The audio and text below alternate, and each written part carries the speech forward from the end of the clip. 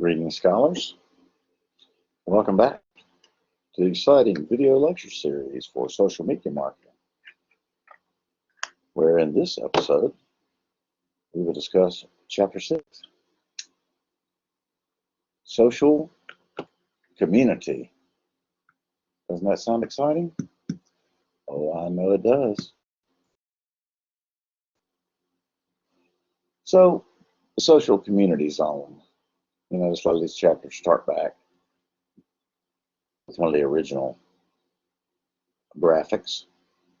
And so this time we are in the social community, which is set aside out of the pie chart here to the left,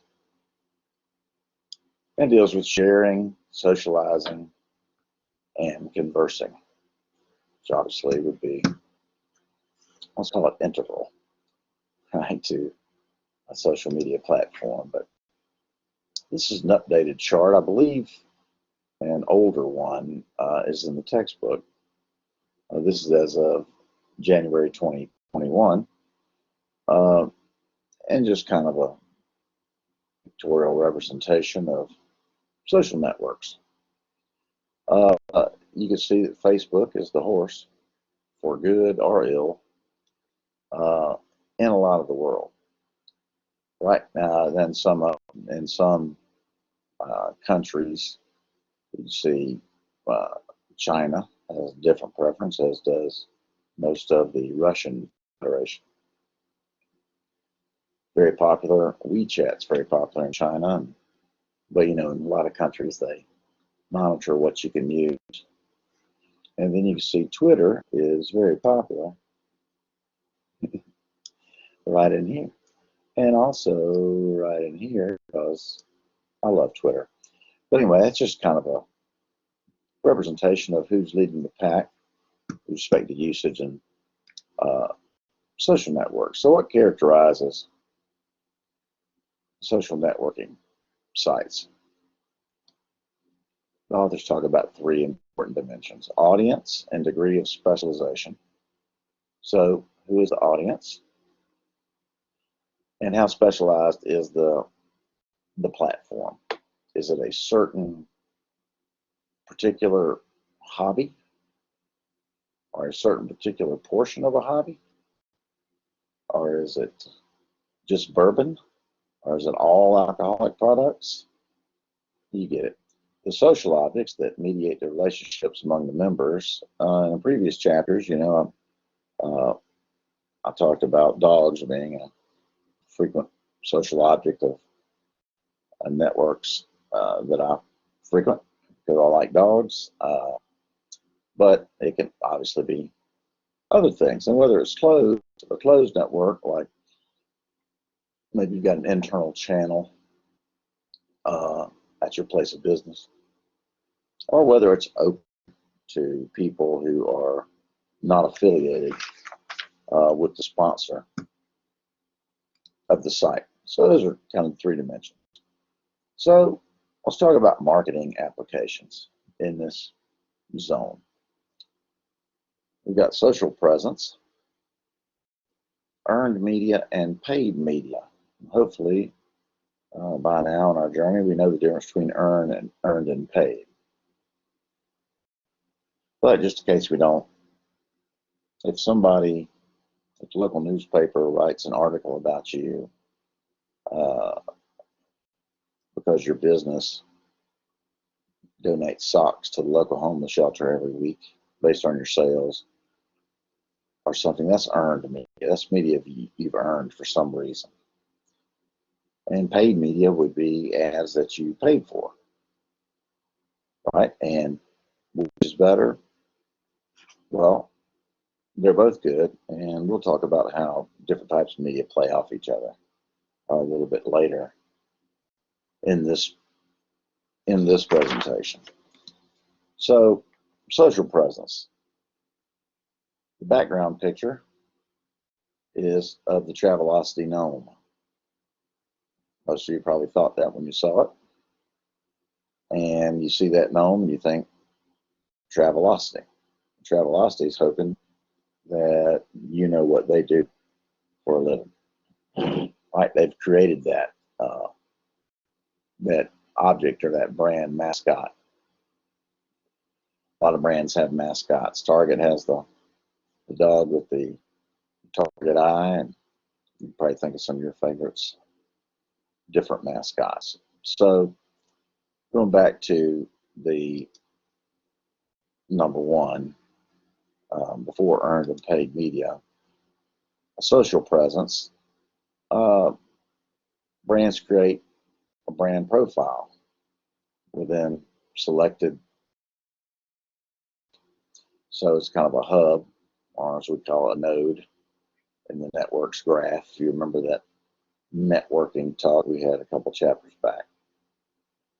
And their fan base, how many people follow it or have befriended it or engage on it, is an indicator of the success, right? So Travelocity has they've got a big fan base, as does Apple, as does Starbucks, as does probably many different things that you're a fan of on social media.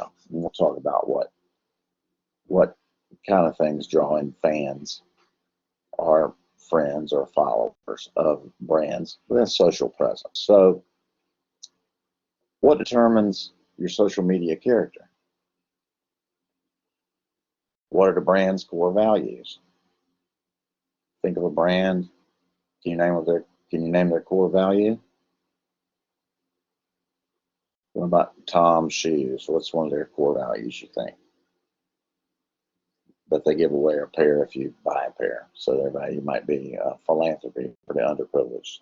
The slide's kind of hard to read with that background that I put on there. We talk about social objects.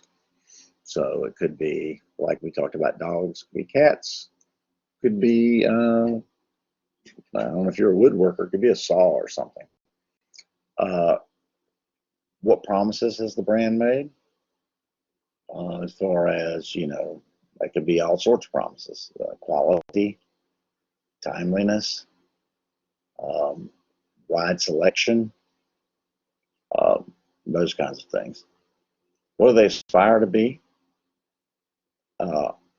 What traits are associated with the brand? If you think of Amazon, what trait is associated with that brand? That they have access to nearly everything? That they ship for free if you're a Prime member? That you generally get it a day or two? What opportunities exist? The old SWOT analysis. And what stories bring the brand to life? It seems kind of a hokey phrase, but I don't think Coca-Cola thinks it's hokey if you think about the polar bears that they use every year. Telling stories and kind of brings the brand to life. So those are some of the things that help determine the social media character of a brand, or things that brands are looking at. So a lot of people friend brands on social media. Well, if it starts the most popular, they're interested in the product or service. That makes common sense. They're interested in promotions, maybe coupons or whatever. Number three, they're entertaining. Now, for me, that might be closer to the top. But that's the top three. And bottom are that you have friends that follow them. So that really not that compelling, because if you're completely not interested in fly fishing, you probably won't like or follow content from a site that specializes in fly fishing.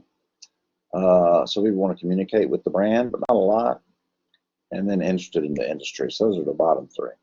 So if you're looking for people to friend your brand on social media, you would want to concentrate on people who are interested in your product or service, promotions, and try to entertain people, because their time is short.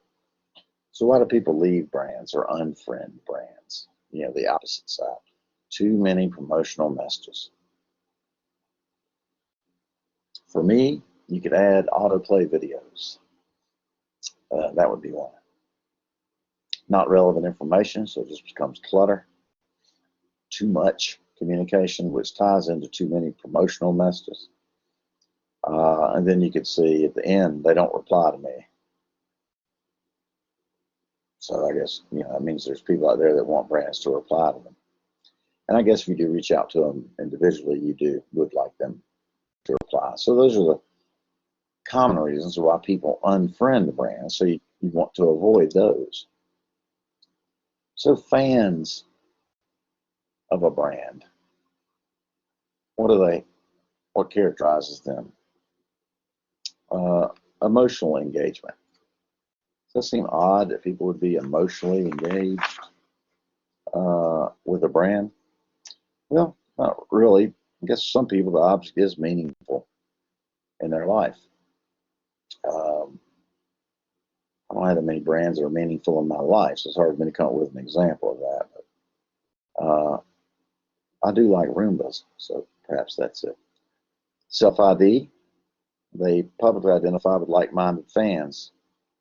Let's say it's the Green Bay Packers, right? A social network for that.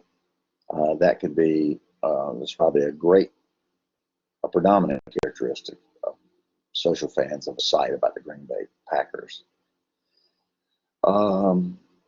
Perhaps the fan understands the object, its history, and its meaning, which is cultural competence. If the fan collects and consumes related items and experiences beyond the basic object of, let's say, the social network, that's auxiliary consumption. Maybe they're not huge fans of that particular product, but they are big fans and users of some auxiliary component that has to do with that good or service. So that's categorized as auxiliary consumption or production. The fan becomes involved in the production of content related to the object. And that leads us to user-generated content. This uses an example, Visit Philly, which has user-generated content, or something called consumer-generated content. Prior to this year's Super Bowl, Doritos always ran a user-generated content contest, and the winner of the Doritos ad, which is just a Doritos lover, or lovers that they would make an ad for Doritos, they would, I guess Frito-Lay is the parent company of Doritos. I need to double check that. But anyway, they would pay for it to be broadcast on the Super Bowl. A lot of people are real big fans of the brand, and they are happy to make ads for the brand. So, are those effective? Sure. They have great source credibility. If I decide just to make a post about how great I love the Alden boots that I bought, that's better than any paid message that Alden could put out, for sure. And they may take it and amplify it, but we'll talk about organic content in a little bit. But so user-generated content, kind of a little bit about that. So community engagement. Obviously, you would like to have engagement with your brand community, one with the other. These are six characteristics that the authors mention. Of course, we come back to content, mission, quality, and telling a story once again. Collaboration with influencers, right? Working with influencers. And amplification efforts, which we're going to talk about when we talk about organic, which comes up in a minute. So we talked about paid and earned. Which is better? Well, here's the thing. Organic, which I'm going to throw into the earned digital media category, which is right there, is, again, has great source credibility, very believable, and very convincing. However, only 20% of your followers are ever going to see that. Hence, oftentimes, earned media will get picked up by the company and they will turn it into paid media. And you've seen this a bunch of times in your life where the firm will pick up something, that some award that's been won or something by one of their workers, and they'll turn it into a paid ad to amplify it, going back to the previous slide of amplification. And so they work together. And you can see that they both funnel down into owned media, which is the company itself, media that they own and distribute. So it's not that one's better. Earned is great, but oftentimes you have to partner that with paid to make sure that people see it. So that's loosely the relationship between the two. Again, why paid media? Because most people aren't going to see the organic media. It's great to have it, but oftentimes you need to put that together with a paid campaign in order for people to see it. Because a lot of times the organic social ads, only happen when people are interested or interacting with the brand. And they do have enhanced credibility, but you might need to put a few dollars on that to push it out while still trying to, helping it to maintain its credibility. So you can see with page fans, impression, engagements off of that graphic. So paid media and social communities. Like to first talk of social ads being online display ads that incorporate user data in the ad or in the targeting ad. So some kind of interaction. Southwest Airlines will create ads on your birthday to have you. But you can have social engagement ad, right, which has image, text, pictures, whatever, along with an option or a call to action for, a clickable like button. Social context ad includes some creative and engagement advice and a personalized referral contact. And organic social ads are sharing a person's activity stream following a brand interaction. So you like a brand, and then it shows up, it says, can we share this on your feed? And you say, sure, and it says, so-and-so, just like the new iRobot 7. It'll put an ad on in your feed, right, which gives it some credibility. This chart I'm not going to spend much time on, just kind of for assistance in the book, talking about advertising options on social networks. Now, why does it matter? Because, why don't we just share an ad on every network? Because that's not the best way to spend your money. Here's some elements of a Facebook ad. So we've got number one is a headline. Number two, some text that you see this one changes the way that your business connects with customers using video. So that kind of help explains it's going to involve video. The description, and number three, the caption, which is a link, easy to click or easy to remember. That's the best way to do that. Then we've got a call to action, so encouraging people to do something. Here is learn more. You can click and get more information. Might say, share, buy now. And then we've got an image here. I don't know how enticing that is of post-it notes for video, but those are some elements of a Facebook ad. Whereas, I'm going to go back for a second.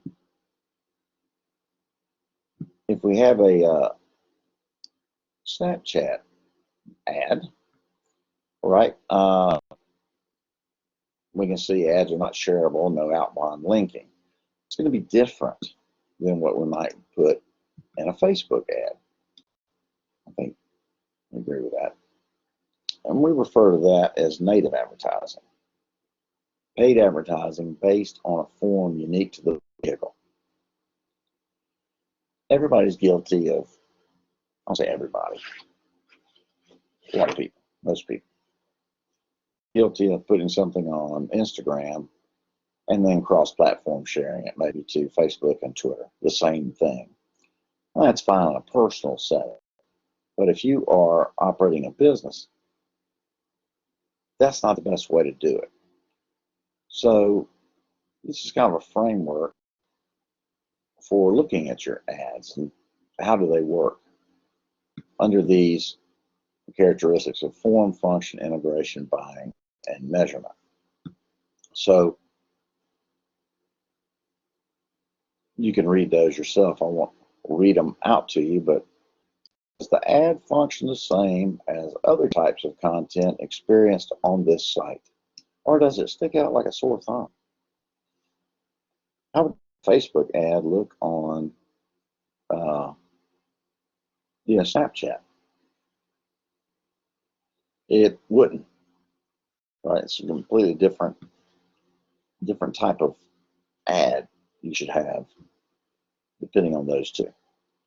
Or even a Facebook ad on Instagram, right?